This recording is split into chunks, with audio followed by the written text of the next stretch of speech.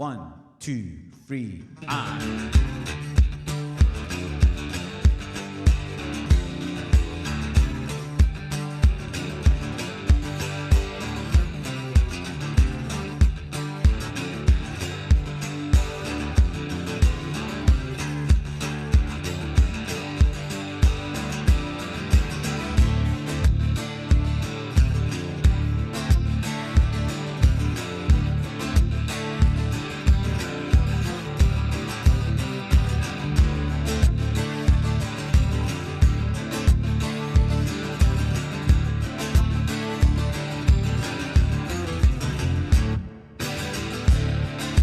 Listen to it blow, watch the sunrise.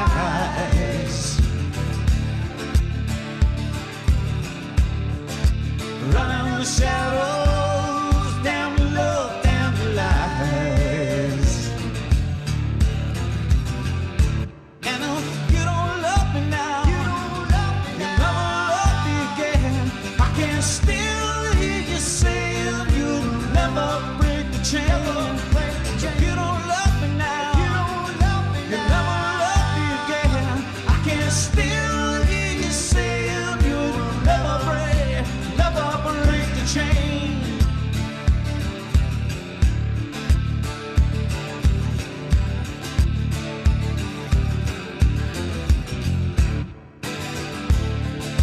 Listen to it blow, down comes the night.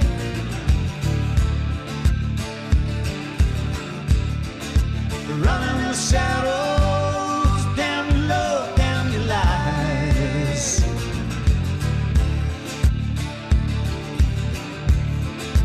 Break the silence, down the dark, down the light.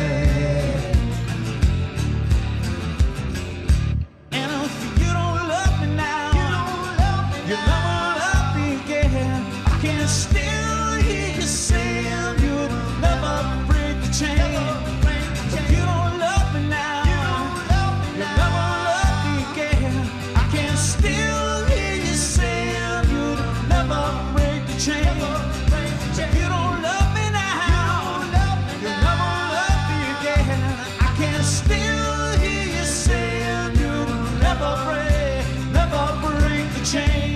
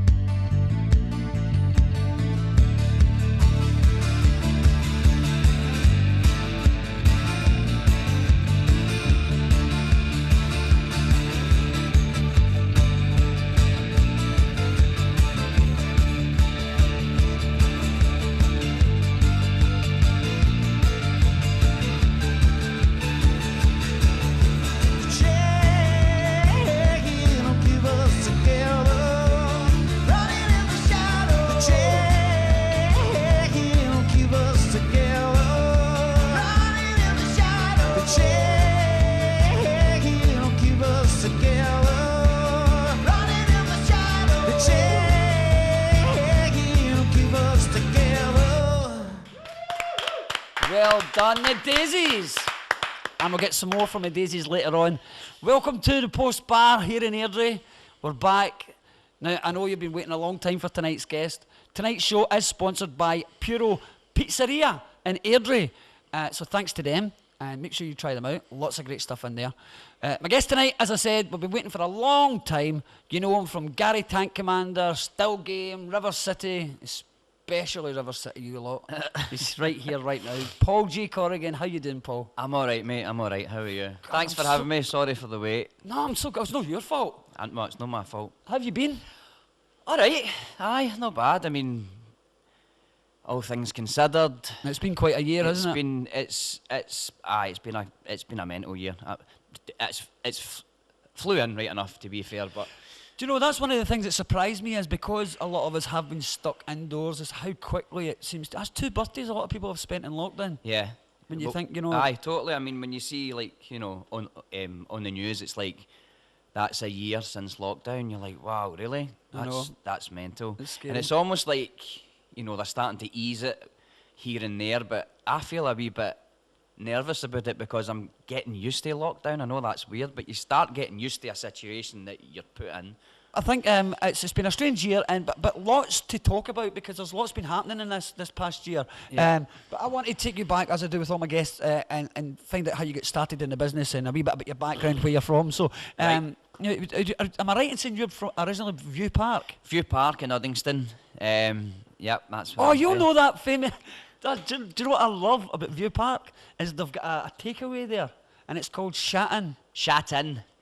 It's But called the Shat-In. Yeah, because I used Aye. to do gigs in the Nobody community. believed me when I told them that. I says, and it's brilliant. If you've not tried it, try a Shat-In. It's just, it's shat in your curry. That's great. It says the front of the thing. It says home deliveries Shat-In. Aye. That- It's been there for years. It's Aye. been there ever since I was a wee boy. And every time I go to View Park to visit my mum, it's still there. It's no changed. The sign is still the exact same sign. It's all battered up and. It's right beside the community centre. because I Yes, used to do the shows. miners, I think it is. Is it Aye. the miners? Right. Aye. I used to do yeah. shows in there, and I remember seeing it, and I thought, then, as you say, it's been there for years, and then the internet came along, and I thought, got to get a menu or something and post it online. But, Aye, but there was totally. hundreds of people that beat me to it. I know, So I know. anytime I hear of View Park, I think of the Shat-In. Shat-In. Brilliant.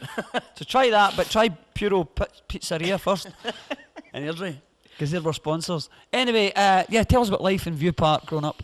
Life in View Park, it was alright. It came from a sort of a normal background. We didn't have much, you know, it's kind of a struggled on, but, you know, that's what I was used to, that's how I was brought up.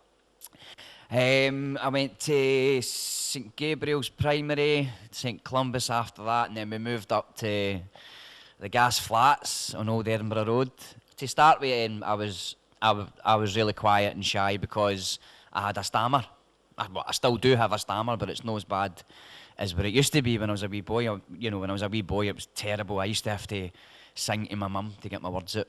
When I was Really? really, really struggling, she would say, "Just sing it to me, son, sing it." And I would sing it. I remember I got battered when I was about 5, 6. I say battered, it was just like handbags, Wayne's fighting basically, but to me it was like, I've just been battered. And I ran into my mum to try and, explain to her what happened, but I was so stammery and greeting, and she's like, "What is it?" I was like, he hurt me. And, and she said, "Just sing it to me, son, sing it to me." And I was like, "He hurt me." And then she's like, "Who?" I was like, "Hammer there." So I was quiet at school because I wasn't confident with my speech, and I used to get slagged for it all the time in school, and then I just kind of made a joke about it, and I suppose that's where I found my way into being accepted, if you like, because I could make people laugh by laughing at myself for having a stutter, and then it progressed. I think I used to do impressions, just daft wee things, but it made people laugh and it made me feel good. I went, oh, maybe there's something here, but I didn't realise that early that I was going to be an actor, or I wanted to be an actor. And It's funny that actually, because back then there wasn't as much support for things like No. autism and things Sure. like that. There wasn't much help. That you were just put at the back of the class or whatever. folk just go, oh, he's thick, just, Exactly. get him up and, the road. And I think it was when Gareth Gates came into the fold that Yeah. he really raised the bar for people with stammers, and he kind of because he got therapy, didn't he? Yeah. And it's a strange thing that, as you said, your mum got you to sing it. Gareth Gates could sing, Well, aye, totally, yeah. no problems, Yeah. no stammer. Yeah. But then as soon as he started speaking, it's a nervous thing, isn't It's it? a nervous thing, and it's all up here as well. It really is. I mean, So what did you do to combat that over the I years? don't- Did it just disappear, or? I think I accepted it in terms of like, look, this is what you've got. You can either hide away or use it in some way. Use it, but at that time I'm going, well, how am I going to use this? Because it's holding me back. I've zero confidence, But as I got older, I remember in school they would get you to read around the class, like, right, so and so, you read that paragraph, and I used to sit and go red with fear, and I would tense up. by the time it got to me, I'd take a deep breath, hold my breath, and speak through, like, and then just start talking like that, but no breathing, and that. You taught yourself that?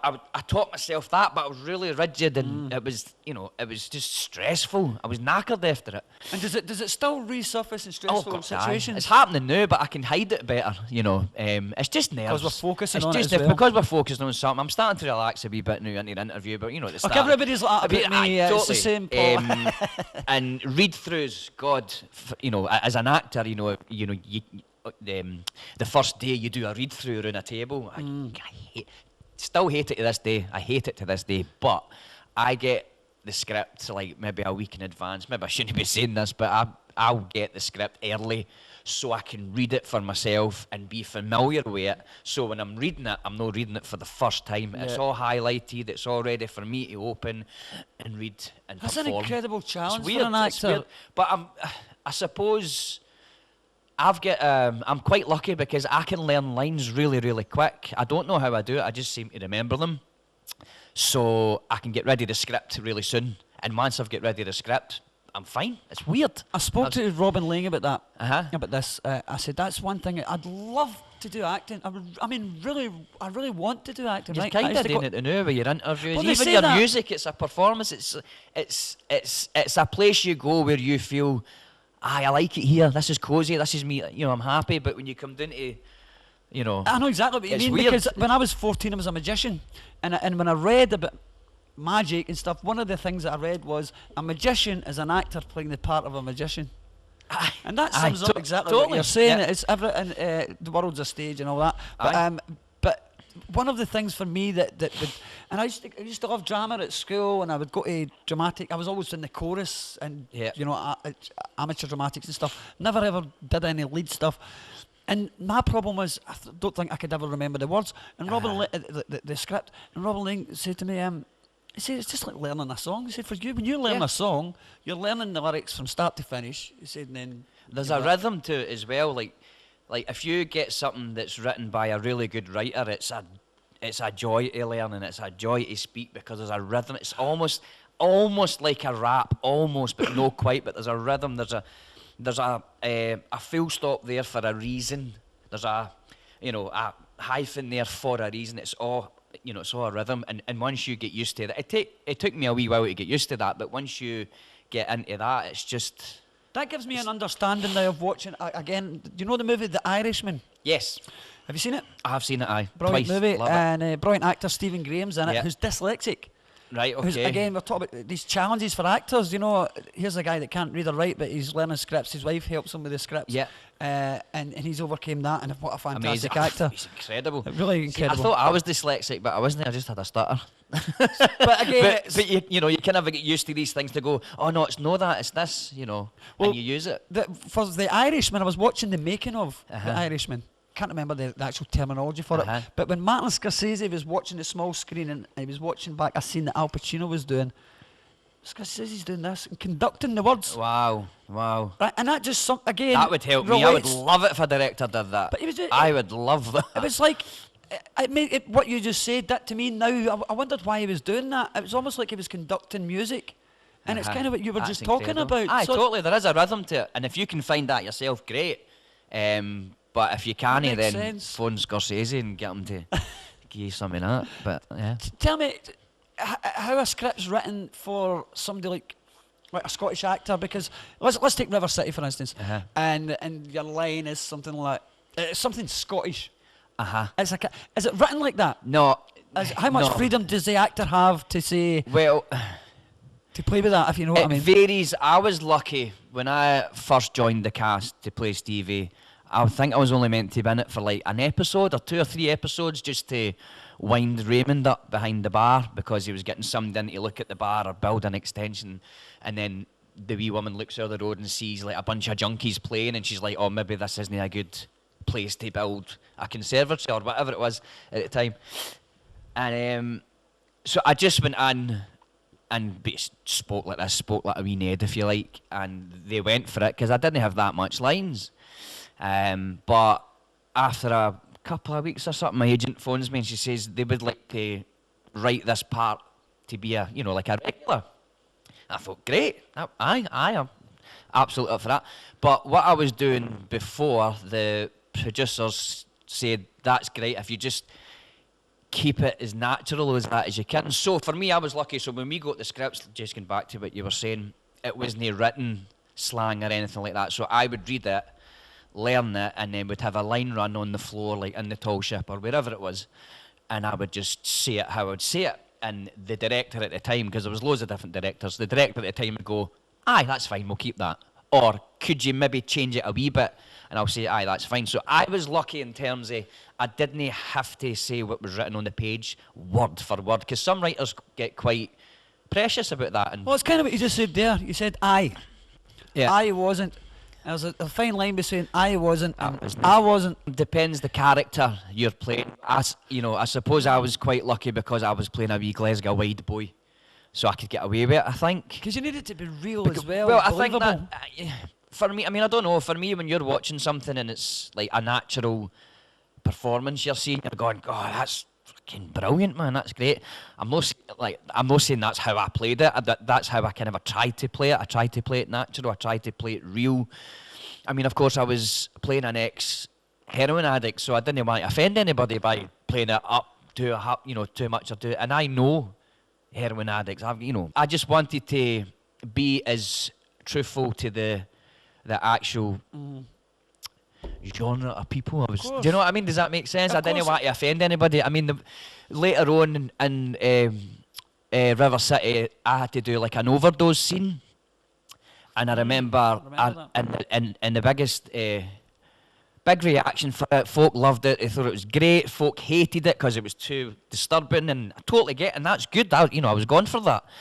But the best thing I was out with my girlfriend when we were in the town, and I'll never forget it. A wee, don't want to say junkie, but a wee guy came up and he had a cup. And he's like, excuse me, pal. And he's done that. I says, aye. And I was going to give him money. He went, no. He says, no, I don't want your money. He says, I live in a wee homeless unit down there, and they've just gave me a telly. And he says, and I watched that episode with you in that River City the other night. And he says, and I just want to say thanks. He says, because you done it spot on. And honestly, I was nearly greeting. I says, mate, I didn't know what to say to him. I just shook his hand. I says, mate, thanks very much. I says, coming for you to say that, because what I didn't want was to walk down the street and for somebody to go, oh, what do you think you're doing? I know. I mean, you're making us look, Aye. So I was really, aye. That's incredible. It You mentioned directors as well. How different directors, different approaches. Who was a lot of people? I've never said I love working with David Mackay. I know Davey, but I've never worked with Davey, but I know him. Well, who's your favourite director to work with on River? We'll talk about River City. Who was your favourite director, and is that something that you see yourself doing? Because you had a wee go at that, didn't you? Just after you did you have a wee? I think Robin did it as well. Just after he finished up in his show, he went in and done a wee bit of directing. I did a wee workshop with Seen you on the back of a camera. Or Coatbridge College. We did a couple of things there, like a few workshops.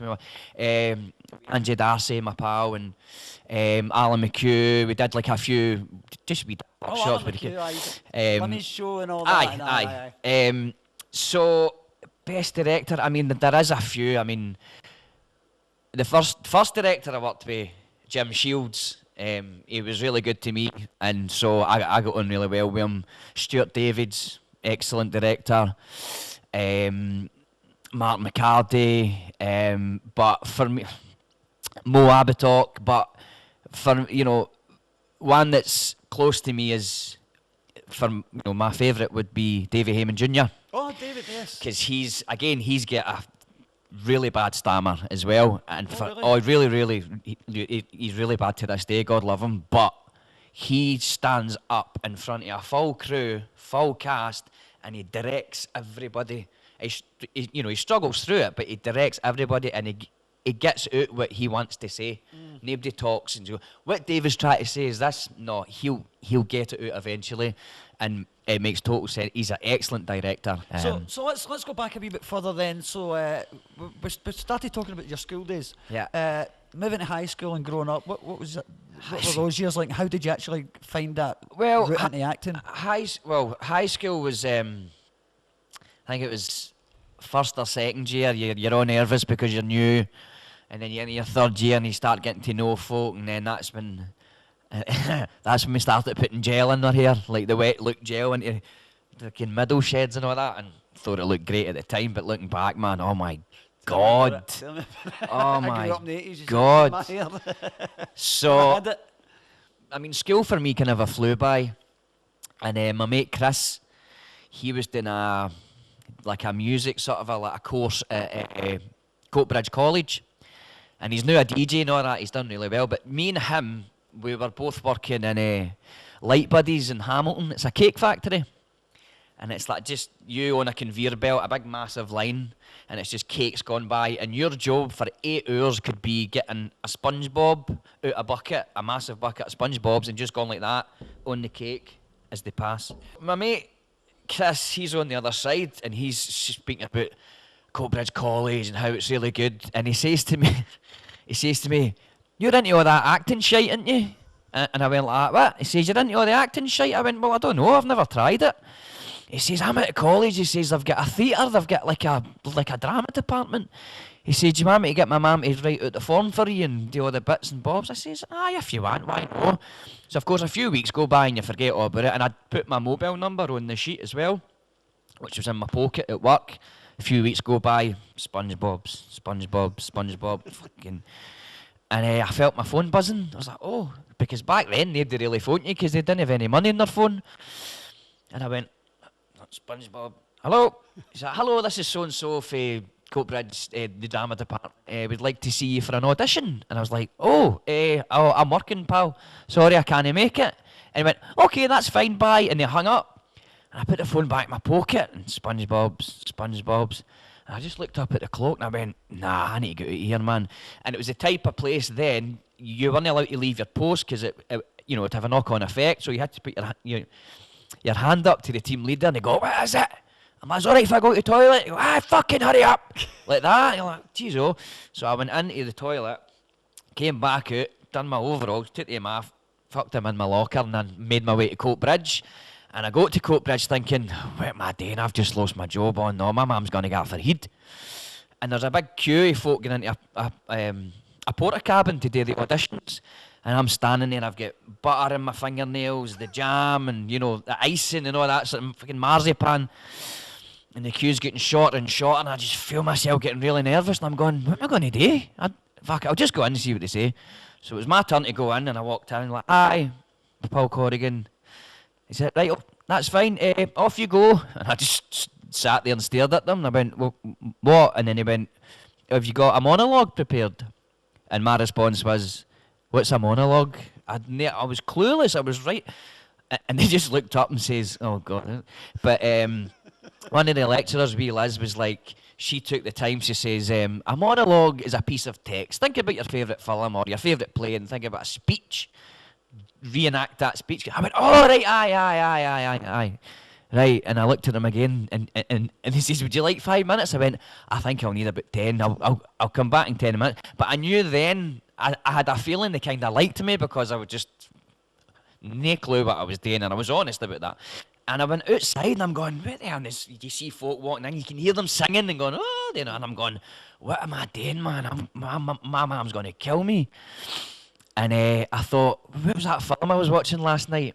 The 12 Monkeys with Brad Pitt and Bruce Willis. And they're in a mental institute, and Bruce Willis is like, he's heavily sedated, but Brad Pitt's going, right, so this is this, and this is the games room, and stay away for that, man, and stay away for her, because she's... And I just thought, fuck it, I'll just make it up, I'll get in and ad-lib that. And I did it. And they went, all right, okay, do it again, but do it sitting, because I was standing up. She says, do it sitting down. Then again, sat and down, did it. And he went, right, okay. And then I went, well, what's happening here? And one of them stood up, the director stood up and went, Paul, do that again, but do it walking around the room, involve us in it, introduce us to the games room, tell us to stay away from who. And I went, all right, so, and I just felt myself going, whoa, this is, I'm into this. I was being directed for the first time, and I got it. So the potential was there, but I had a lot to learn. But it made the scenario more real. Totally, and I never thought I could do something like that because it just came from nowhere. But I just remember really, really enjoying it. But like I say, I had the potential, but still had a hell of a lot to learn.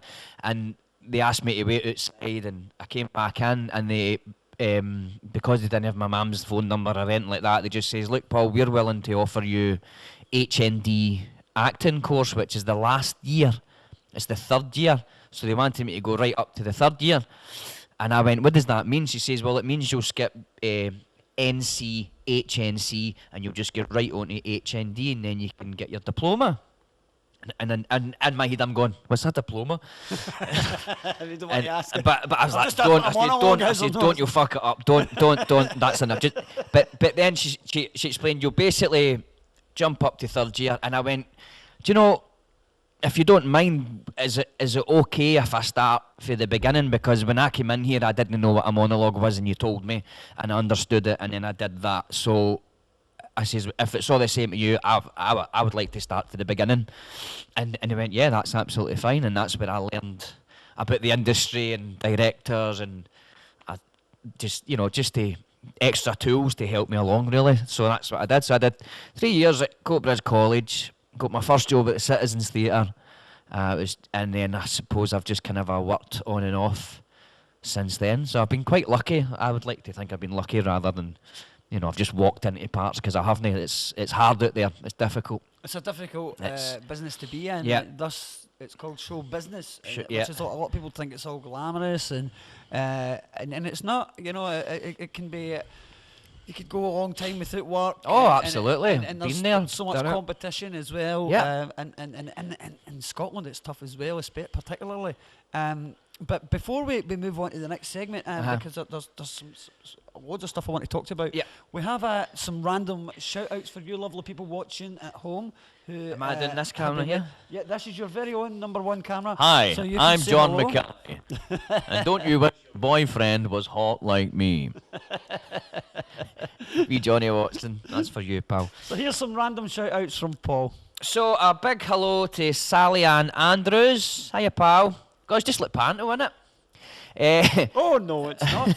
Big shout out to Lewis Beresford, Michelle Craig, Sheila Binney, Patricia Corrigan. Aye. Oh, is that could possibly be a relation Aye, of that could yours. be Mariella. Jim Dixon, Lindsay Dixon, Stephanie Dodson, Ava Gardner, Samantha Martin, and Lynn Wilson. Hiya. So, right, I'll tell you, before we go any further, let's have some more live music. Great band lined up. The Daisies all standing by. So let's have another wee round of applause, guys, for the Daisies.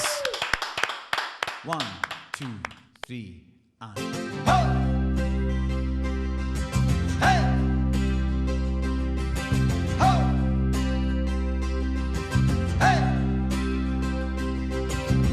I've been trying to do it right. I've been living a lonely life. I've been sleeping here instead. I've been sleeping in my bed. Sleeping in my bed.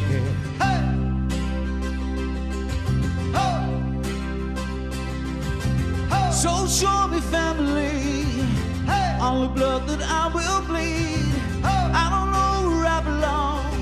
I don't know where I went wrong, but I can write a song. Hey, 2, 3. I belong with you, you belong with me. You're my sweetheart. I belong with you, you belong with me. You're my sweet.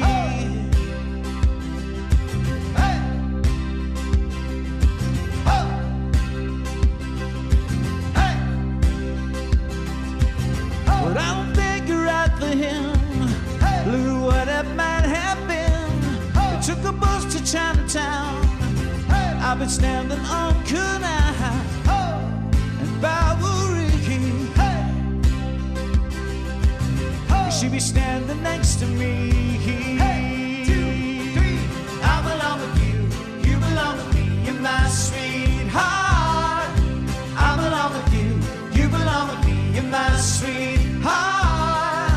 And love, we don't need it now. Let's hold for some. And oh, we're bleeding out. I belong with you, you belong with me. You're my sweetheart. I belong with you, you belong with me. You're my sweet.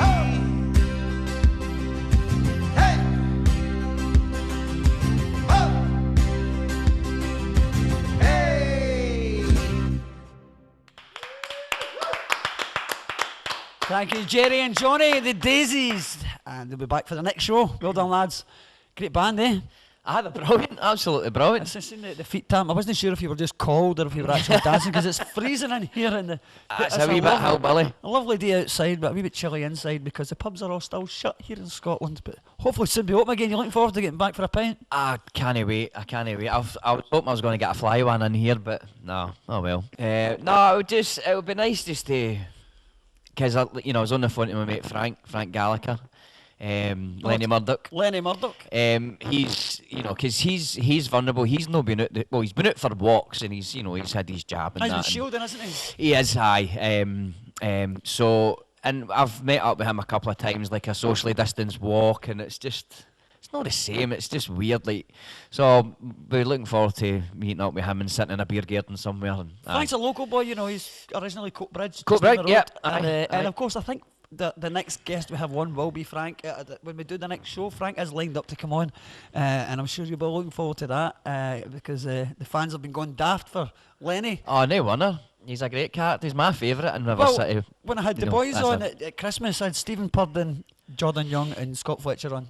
And I said to the three of them, it was a question that came in from one of the fans, was if you didn't play the character you play, which character would you most play? Aye. Would most like to play? And the three of them in sync said Lenny Murdoch. Lenny? Oh, aye, me too. Yeah, I'd love to play Lenny. Everybody wants to be the baddie, I think. And totally. He's a kind of likeable baddie as well. Aye, he's our baddie, like, we Exactly. protect him almost, like, no, I know he's evil, but he's our Lenny. This is kind of what Jordan was saying. He's our gangster. Leave him alone. He's just murdered all these people, but he's good to the wins. Aye, but he's good to the wins. He means well. Now, over the past year, it's been an eventful time for all of us. Yeah. But you actually went through. You've had COVID, haven't you? I did have COVID, aye. Me and my girlfriend Sarah both had it. Sarah's a teacher, and this is what... When was it? November time, I think. Schools were still open. I think they went back... Personally, I think they went back... Too early? Too early. I mean, the teachers were flung under a bus, if you like. And it was... Sarah had phoned me up and she says, oh, I've not been feeling great, and a few of the third years, they had the virus, and a couple of teachers had the virus, so it was just kind of like, right, well, we know how this is going to go. So I says, well, I'll have to book in for a test. So we both booked in for our tests. Did you have any symptoms at that point? At that point, we felt all right. I think she was about 3 days ahead of me with it, so I felt all right, but she was feeling a wee bit dodgy. So we both got our tests, and on the same evening, we got an email saying both positive. And at that point, I still felt fine. And then the next morning, I got up and kind of I felt a wee bit weird, like I was kind of in a cloud. I wasn't too worried, but there was a period about 2-3 days into it when I felt really heavy. Like I couldn't really I could lift my arms, but I just wanted to put them straight back down. I felt really like sore, like even my hair was sore to touch, that weird way you're like, oh, God. I felt really sick. I couldn't sleep, and when I did sleep, I woke up soaking wet. And Sarah she was floored for about 4 days. She took it really bad. She's got mild asthma, so she was extra worried. And I was kind of worried. So she lost her voice and everything. Like she could hardly speak for a good. But 2 months afterwards, she couldn't really speak, and she had to go back into school and teach after the self-isolation was done, which I thought was just an absolute joke. I recovered quite quick, which I was thankful for. And then apparently you've got antibodies for what, 3-4 months or something? I don't know, something like that. They say that they're still working it all out, I think, but I went, so before I was getting symptoms and before Sarah was getting symptoms, I went to visit my mum, because my mum doesn't keep well, so I go and visit her, look after her and all that sort of stuff. But unbeknownst to us, we already had it at that point. And then I went, oh no, my mum, she's going to get it now, and she's really vulnerable. So she did get it, bless her, and so did my big brother. So my mum moved house into a new house, and my big brother moved in with her to keep her company, and so they both tested positive, so they self-isolated together, which was fine for them. But my mum surprisingly was all right. I was really, really surprised because she doesn't keep well at all. So growing up, so how many was in the family? You mentioned your wee brother. So, how many brothers and sisters? So, 2 brothers, my big brother, my brother Jordan, who we'll speak about.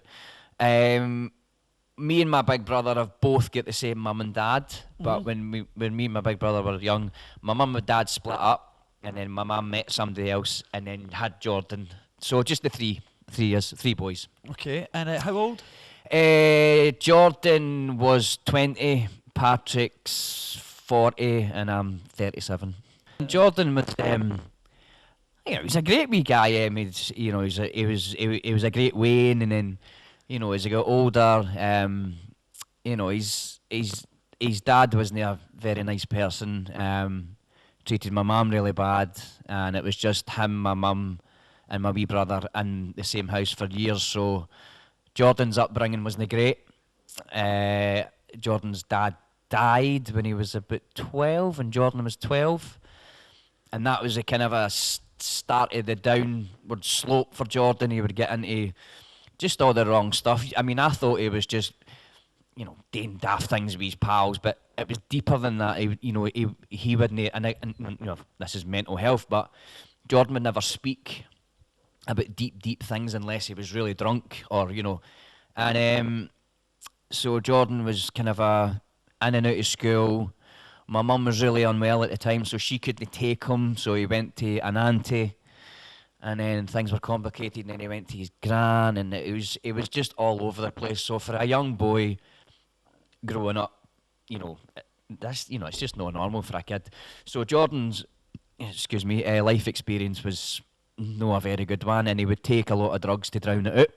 And what was your relationship with Jordan? Great. Oh, absolutely great. We were not. He really looked up to me, because I think my mum says that I was a bad boy when I was young. I did a lot of stuff that he did when I was young, but I stopped, because I knew, like, if I keep doing this, I'm going to end up in the jail or whatever.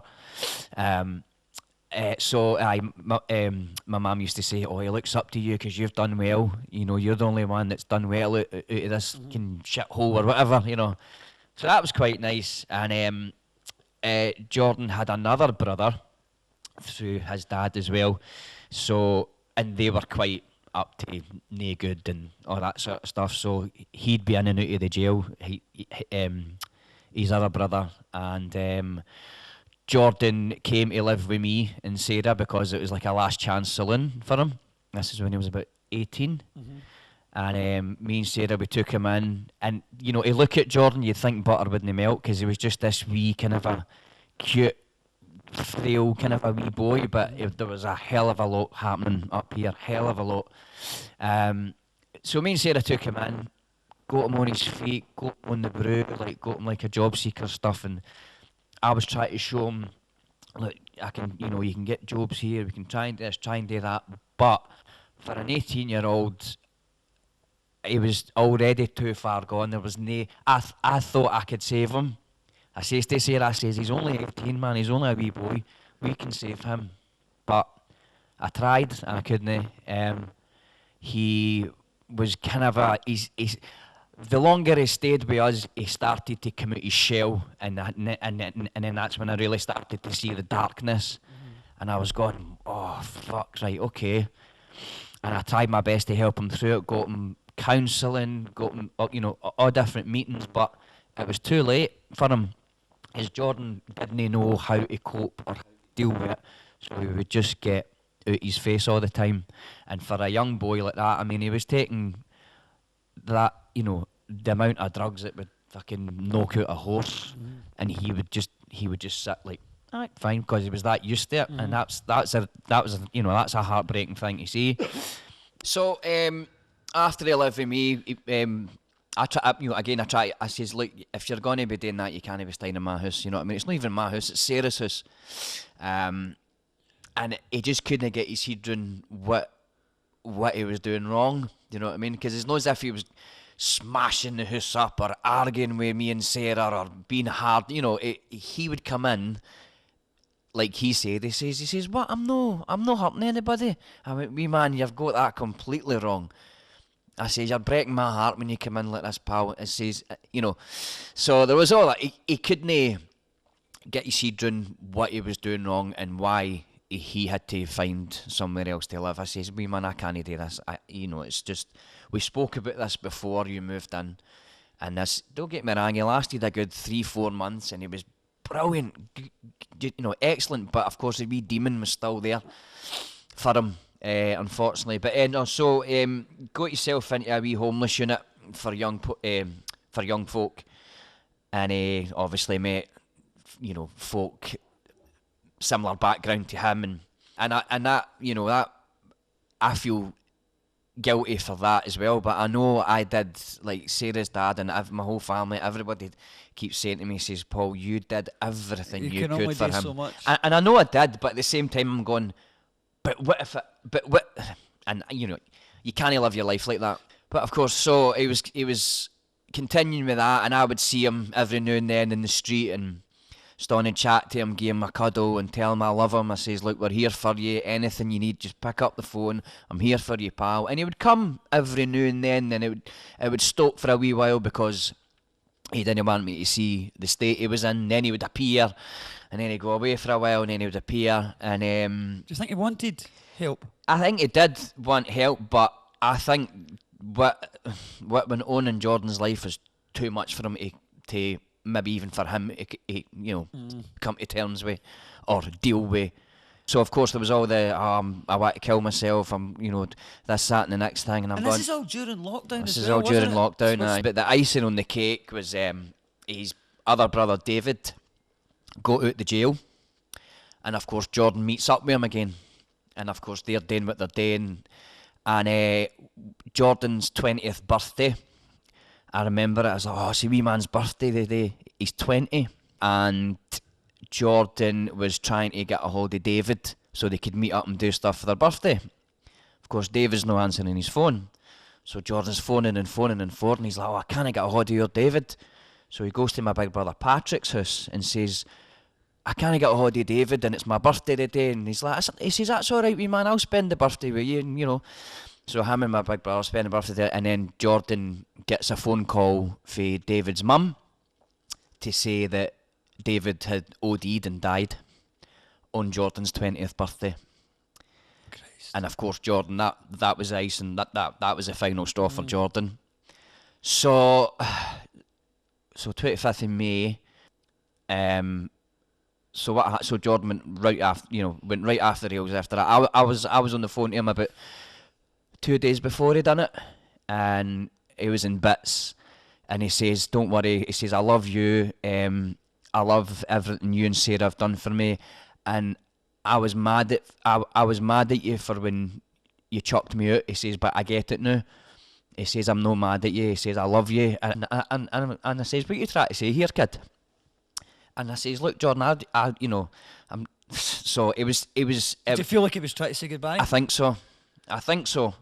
Well, now I do. And he says, look, I love you. I'm proud of everything you've done, everything you've achieved. And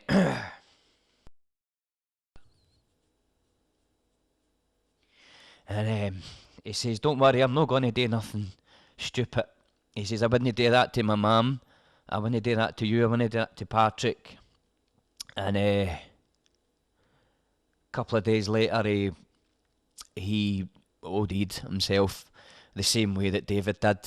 I got the toxicology report back. There was everything in his system, everything. And the guy's house that he was in was my brother's next door neighbour. So my brother wasn't there, he was in his own flat.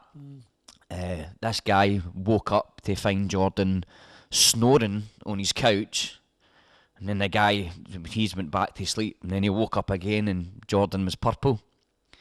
And so he's tried to revive him, phoned the ambulance, everything, and by the time the paramedics got there, this guy's still trying to save Jordan, and the paramedics took one look at him and says, you might as well stop that, pal, he's away. So that's awful. I'm so sorry that you yeah, went through that, and I'm so sorry for your family. And that's all locked down, and I mean everybody's lost everybody, but you go through your own it's personal loss. It's so tragic to hear of this at that Yeah. age, that happening. It's just a Wayne, really, when you think about it. Just turned 20. It's just sad. It's just really, really sad. And there's a lot of people out there in the same situation as me, mums, dads, brothers.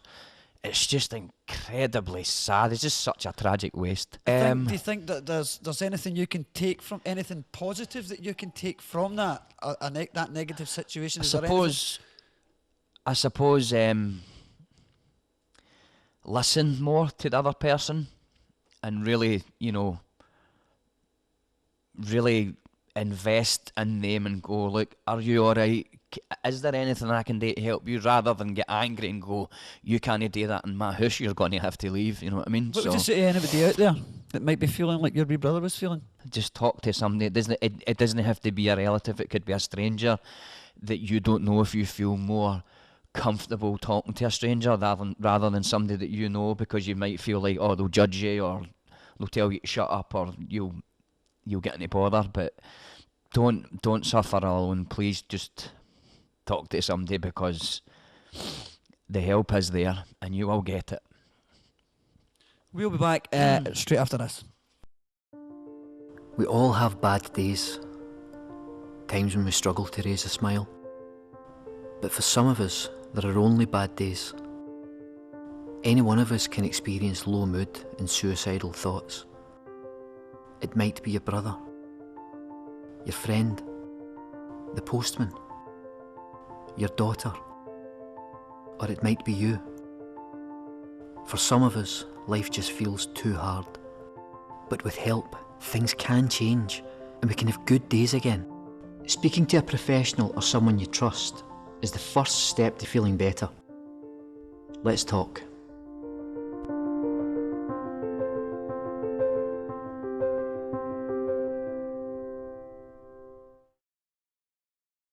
Still here with Paul J. Corrigan. Hey, but incidentally, we had Gail Telfer-Stevens on last week with the three-barreled name. You've got a three-barreled name, so I think most of us know what the J stands for, but... James, it stands for James. My dad's middle name, I mean, I don't actually have a middle name. My dad's middle name is James, so when I first got into the industry, there was already a Paul Corrigan in the industry, but what department was it? Anyway, Equity came for a meeting at the Citizens Theatre and says, oh, who's Paul Corrigan? I says, that's me. And they're like, have you got any middle names or whatever? Because there's already somebody with Equity has got the same name as you. Right. I think that was it. And I says, no, I've not got any middle names. I says, my dad's middle name is James. Paul James Corrigan. I says, aye, if that's all right. He says, aye, that's fine. So that's where it came from, really. You just shortened it. Then we shortened it to J. You did your bit in Still Game. I did. Eventually, was that just that one episode? Aye, just the one episode. Everybody wanted to be in Still Game. I wanted to be in Still Game. Aye, me too, for ages. I mean, I'm good, but one of my good mates is Winston, Paul Riley. Of course. He's one of my really, really close pals. He said, get me in, get me something to do. I was like, what the fuck, man? He says, PJ, I can't, it's not up to me. But no, eventually, Michael Hines, the director, who I've worked for, my first TV gig was A Tune the Fat, and Michael was directing it. That's the first time I met Michael. Lovely guy. Oh, he's a lovely guy. He's done great. River City as well, hasn't he? He's done River City, yeah. Oh God, he's done loads. And my agent phones, he said, oh, Michael Hines would like you to read for this part. I was like, yes, but I hadn't got it at this point. And I went to meet Michael in the BBC, and we're just sitting getting a chat, and he says, so basically, PJ, he says, this is a character, and and I'm going, what, is it mine? He says, well, let me hear you read it first. I was like, oh, nearly. And just for anybody out there who can't remember the scene, tell us a bit about the scene that you were in. So I played Gaz. He had a rat's tail coming down here. Was that a fake one, or did you that was a fake one. They glued it to the back of my head. It was minging. And Gaz has loads of exotica animals like snakes and spiders, crickets, that Methadone Mick gives him as well. And basically I give Winston 2 spiders. He thinks it's only one. It's tarantula, wasn't it? Aye. Aye, And that was the Bake Off episode as well, where Isa and Peggy were having the Bake Off because I think she ended up cooking the spider. That's right. at one point. Aye, spiders on the cake at the end, upside down.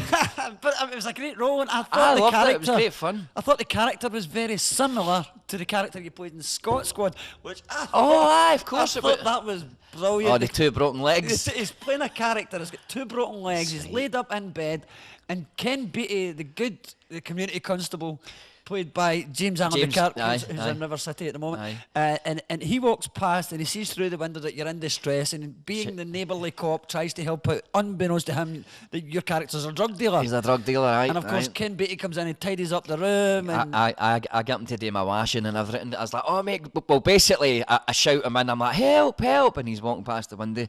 And she's, oh, what is it? I says, mate, I need your help. I've got broken legs. I can't, you know. So he comes in, and I basically get him to scratch my leg because I can't reach it. So he's in there with a pencil doing the stookie, scratching my leg. But then I go, oh, I'm going to take advantage of him. So I get him to do my washing, make my tea, all that sort of of course, stuff. he's folding the clothes up and Folding the everything. clothes and just, but of course it's all ad-libbed. Well, there's like guidelines of like, I'm going to do this and then you just let the camera roll. I mean, it's a bit like this. You're just sitting getting a chat, and you can hear the director in the hall pissing himself laughing. He's like, keep going. And so I'm just, it was great fun. Scott was a good And laugh. of course, the payoff comes when he realises he's a drug dealer, and he's going, you're a drug dealer, I'm going to tell your mother. I know. And of course, she's like, she's in on it. She Well, knows. my mum found out that this isn't my real mum. This is that my character sold drugs, so she broke my legs for me, so I couldn't sell drugs again. That was it. So she chucked me down the stair. Brilliant programme. That is great. That is, Scotland's produced so many great comedies over the years, hasn't it, really? Yeah. I mean, again, you were part of the Andy Gray tribute we had. Of course, aye. We sadly lost Andy. But Yeah. you worked with Andy in Panto. I have worked with Andy a couple of times. Worked with him at the Kings in Edinburgh. But it was it was Snow White and the Seven Dwarfs. I was playing the lead dwarf, obviously. But no. Did you have to, was it one of these things you get down on your knees with the false Have you feet? seen Shrek the Musical? So Lord Farquhar's got wee fake legs. So it's basically like a harness that goes on your belly with fake legs, and you're on your knees. Right. And these legs are attached to your knees. The feet are underneath your Got knees. you. So when you walk, it's hilarious. So We used to do it with, you get a pair of trainers and just, you would like you would that put them under your basically. knees, wouldn't you? Aye, kind like of that, but bigger budget. thing. The bigger picture. aye. So I working with Andy was it's just a scream. Just getting to see him because we were in the wings a lot. We opened the show and then we were off for ages and then we come on for a scene and we're like 4 or 5 scenes in the show, and it was a big show, but we spent most of the time in the wings just watching what was going on, listening to the roar of the audience, and just Andy doing his thing. He didn't have to do much. Andy could just walk on stage and just do a wee look and have the audience roaring. He's one of the That was guys brilliant. with funny bones. Absolutely brilliant. And a good part, I mean, I've spent many times getting a good drink with Andy, and his daughter Claire, I know Claire very well. So it was a sore one because he was doing well, and then And when this came and along, then this comes along and just fucking such a shame. cruel. It's just it's it's just been such a cruel, horrible year. It's It's Two Doors Down. What a funny That programme. was great. I mean, I've known Elaine for years. She's a good pal of mine, and she's done a lot for me. But she got me to do she does a one-woman show, like a tour thing, stand-up. And she says, would you mind opening the show and doing like a warm-up with the crowd? I went, what? I'm not a stand-up. Aye. I went, no. I says, I'm not a stand-up. She went, no, just write something, you'll be fine. I went, Elaine, I'm just this, So we had a meet. I met up with her, and she says, right, what are you thinking? I says, well, what about, because it was up at Aberdeen, I'd just done Panto there. I says, why don't I do something for Panto? Like I'll get the audience warmed up with a Hiya Pals routine and pick out an audience member, and it's just so she can it's just to warm them up, basically. I just remember being really nervous, way out my depth. But I love Francie and Josie, Ricky Fulton, Jack Milroy. Absolutely, I could sit and watch them all day long. And of course, I walked to so Bob, Elaine's husband, he's in the wings with the mic, and ladies and gentlemen, welcome. Please welcome to the stage, Paul J. Corrigan. And I was just imagining silence. I was like, who? And Paul J. Corrigan, roared, and I just walked on stage. I just remember thinking, wow, this is something else. This is excellent. So I was. That put you at ease. I was put at ease, and of course I'd just done the panto there, so they kind of knew, like, oh, actually, wee guy that played buttons. And I was just doing gags with them, and I was making stuff up. It just happened to, and I was like, this is excellent.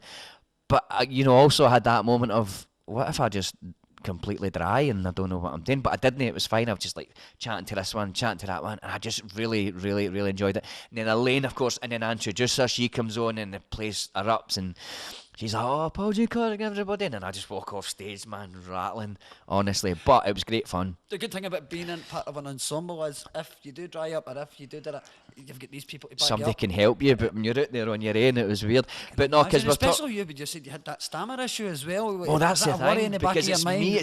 It's me on stage. It's, it's no buttons. It's no Stevie. It's no Gaz. You're doing it as yourself. It's and not just in me, character, and I'm aye. like, and I'm holding the mic, and I was, sure, my hands must have been rattling. I don't know, but it was such a buzz. So see, after doing that, did it make you want to do more of that kind of stuff? Well, I love stand-up, but I love variety stand-up, like Jack Milroy, Francine Josie, Johnny Mac. Characters. I could sit and watch that all day. I think it's absolutely brilliant, and I kind of got a wee taste for it, but I was like way out my depth. Like, I wasn't really prepared. Okay, I had the Higher Pals routine thing, but once I got to the end of that, and if Elaine wasn't ready, what am I going to do? So I had all that in the bag, but I just kept going, and I looked over at the wings, and she's going, I'm ready. I'm like, ladies and gentlemen.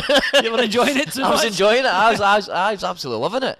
Now, we've got some more names here that we'd like you to do a wee shout out, if you don't mind. Some more random shout outs, and then we'll tie things up just by going back to a wee bit about River City. So, who else have we got watching the show? So, a big hello to Mary McQueen, Cameron Leroy, Heather McNeely, Sophie Miller, Anne Moody, William Smith, Jennifer Wallace, Catherine Playfair, Debbie Fairfull, Kirsty Service, Linda Ewing, and Chantel Monroe. Big hello to yous. Now, can you go back to Kirsty Service? Because I thought it was Kirsty, and I think it's Christy. Where are we? Second last. Do you know, I've done that before.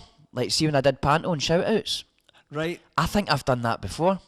Well, I'm not sure, because some people Christy. on Facebook It says use... Christy. But aye. Did I say Kirsty? You said Kirsty, but Yeah. Kirsty might be a name, so you can give it... So, we know who you are now anyway. You're not Hello hiding to in Miss there. Service. Big hello to you. It's getting worse by the second. Christy. At your service. There you go. So thanks to you.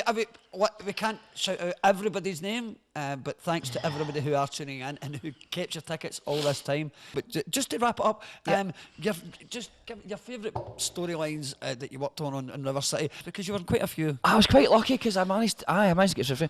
I loved it when the tall ship blew up for the 10-year anniversary, because I was right. I had to cue the pyro guys to blow it up. And that was with that a same line. storyline, wasn't it? That was just after Kennedy get murdered. That was just after they get murdered. So that's right. He's lying in there dead, and Raymond runs in Raymond with was a light away, and tries to. That was a great day. That was a brilliant day. So I loved that storyline. I loved the story. What was that like, being there for that explosion? Well, we did one rehearsal, obviously, with the explosion. Somebody would just. We're going to say we've done one rehearsal. What? That was expensive. I've done it a few times. Blew a few buildings up first. But we did. So we did a rehearsal. This is how it's going to go. You get one take at it, and it was all down to my line. My line was the cue, and the line was, "There's been a gas leak," and I nearly said, "What was it? I nearly said." I nearly said, "There's been an explosion," and of course there's no. But so anyway, I ran out, and you could hear. They go, action! And you hear everybody getting ready, and you just hear this tss, and it's the guys in the tall ship waiting to blow it up, and you can hear it. And he's like, and cue PJ! And then I run out, and I'm going, don't fuck it up, this costs a lot of money, don't fuck it up. Boom. There's been a gas leak! And then boom, it just explodes, but it explodes right behind me, and you could feel the air flying by, and you could feel the debris and the bits of wood, and you really are ducking and, ducking for cover. thought They they would have- put 'cause you- in like, so the windows were kind of a sugar glass type thing, I think, and the frames were kind of they were special frames that they put in. So if it hit you, I don't think it would hurt. But when we watched it back in the edit, I'm going, it felt bigger than that. But you know, Right. it was just, you know, because the first window blows out and then the next three blow out towards the other end of the street. It was incredible. But no, storylines. I love being involved in all the heroin stuff, the storyline about that,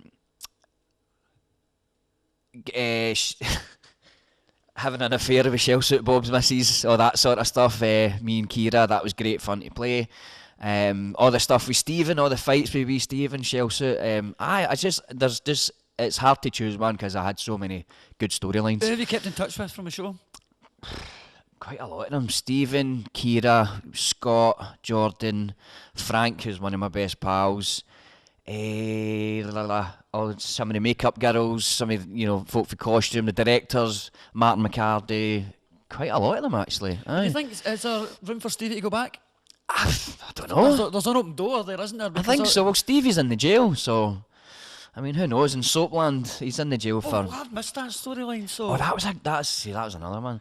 That was a good. He's in the jail for manslaughter because Stevie's out celebrating the fact that Stella's pregnant, so he's wetting the baby's head, and a guy's annoying him in the pub, and he's like, "Oh, get a grip of yourself," blah blah blah, and then they have a wee bit of an argument in the pub.